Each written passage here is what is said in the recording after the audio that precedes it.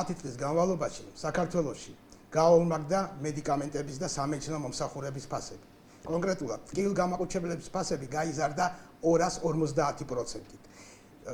კონსულტაცია თერაპევტთან 100%-ზე მეტით არის გაზრდილი და აღარ ვიძახი ვიწრო სპეციალისტებზე.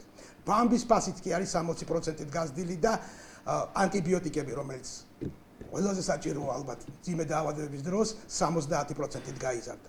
არ გვეგონოს რომ ეს რომელიღაცა NGO-ს ჩატარებულია. ეს მონაცემები არის საქსტატიდან აღებული მონაცემები.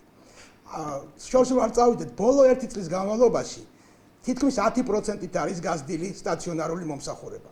რო ჩავთვალოთ, რომ საშუალო ფასი ქირურგიული ოპერაციის 4-5-1000-ია, მე ვამბობ საშუალო ფასს, სადღაც 500 ლარით არის გაზრდილი ფასები სტაციონარულ მომსახურებაზე. და იმის და ის ტრაბახი, რომელიც ჩვენ გავიგონეთ და გვესმის ეგრეთ წოდებული მთავრობის მეთაურისაგან პარლამენტის წინ, რომ ჩვენარი ჯანდაცვა არავის არ აყავს, არ არის მასე. იმას რომ ტრაბახობენ, რომ წამლები შემოგვაქვს უფასო, რა ხარისხის წამლები და როგორ შემოაქვთ. პაციენტი კი არ უნდა შეუსაბამო წამალს. პირიქით, მედიკამენტია, ის მედიკამენტია საჭირო, რომ უშუალოდ პაციენტს ესაჭიროება. ამაშია საქმე და რეფერენტული ფასები, რომელმაც პრაქტიკულად განდევნა ჩვენი ბაზრიდან ხარისხიანი მედიკამენტები და გააჩინა შავი ბაზარი. გვახსოვს თურქული ბაზრის გახსნა, ვერაფერმა შედეგი ვერ მოიტანა. და საყოველთაო ჯანდაცვა, რომელიც არ არის საყოველთაო, ვერ იქნება ხარისხიანი ვინაიდან პრაქტიკულად 2013 წლიდან ის ფასები, რომელსაც სახელმწიფო უხდის სამედიცინო დაწესებულებას, ძალიან მცირედ არის გაზრდილი. და ტრაბახი იმით, რომ 35 ლარით პენსია გაიზარდა, ეს არაფერს არ ნიშნავს.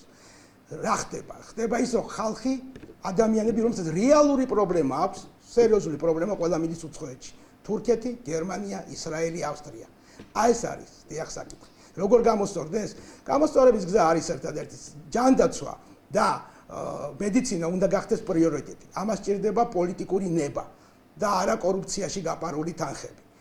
და მხოლოდ განათლებულმა და მხოლოდ ჯანმრთელ ხალხს შეუძლია რომ ქვეყანას მისცეს განვითარება და ჩვენ გავხდეთ მართლა განვითარებული ქვეყანა. ამიტომაც დაანებეთ ტრაბახს თავი, მიუხედავად ჯანდაცვას და მიუხედავად ადამიანებს, რომელსაც რეალურად ესაჭიროებათ მკურნალობა და ხელმისაწვდომი მედიკამენტები.